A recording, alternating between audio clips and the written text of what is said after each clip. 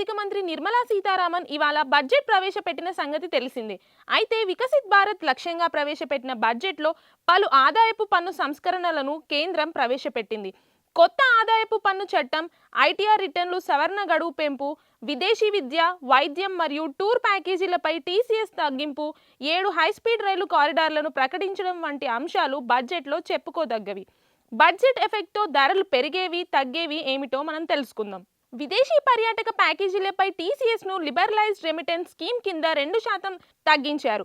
Alcoholic లిక్కర్తో పాటు కొన్ని రకాల ఖనిజాలపై కస్టమ్స్ డ్యూటీని 5% నుంచి 2%కి తగ్గించారు. సోలార్ ప్యానెల్స్కు సంబంధించిన కీలక మెటీరియల్స్తో పాటు ఎనర్జీ ట్రాన్సిషన్ పరికరాలు, క్యాపిటల్ గూడ్స్, క్రిటికల్ మినరల్స్పై బేసిక్ కస్టమ్స్ డ్యూటీ బీసీడీని తొలగించారు. దీంతో పాటు వ్యక్తిగత వినియోగానికి వాడే పరికరాలపై బీసీడీని 20% నుంచి 10%కి కుదించడంతో వాటి ధరలు తగ్గనున్నాయి. ఇక క్యాన్సర్ రోగులకు కేంద్రం భారీ ఊరటనిచ్చిందనే చెప్పాలి.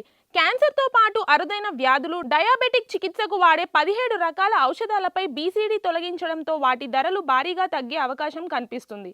వీటితో పాటు అణు విద్యుత్ ప్రాజెక్టులకు వాడే పరికరాలు, విద్యుత్ వాహనాల్లో వాడే బ్యాటరీలు, భారత్లో తయారయ్యే స్మార్ట్ ఫోన్లు, లెదర్ ఉత్పత్తులు, విమానాల విడిభాగాల ధరలు కూడా భారీగా తగ్గనున్నాయి.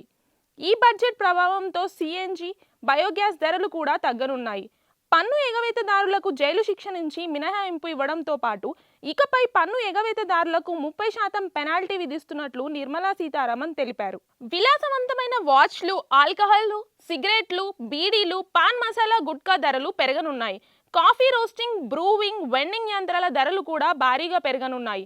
అమోనియం ఫాస్ఫేట్, అమోనియం నైట్రోఫాస్ఫేట్ వంటి ఎరువుల ధరలతో పాటు చిత్రీకరణకు వాడే పరికరాలు, కెమెరాలు ధరలు కూడా పెరగవచ్చని ఆర్థిక నిపుణులు చెబుతున్నారు. Please subscribe to the channel and download the Politicos app from the links in the description.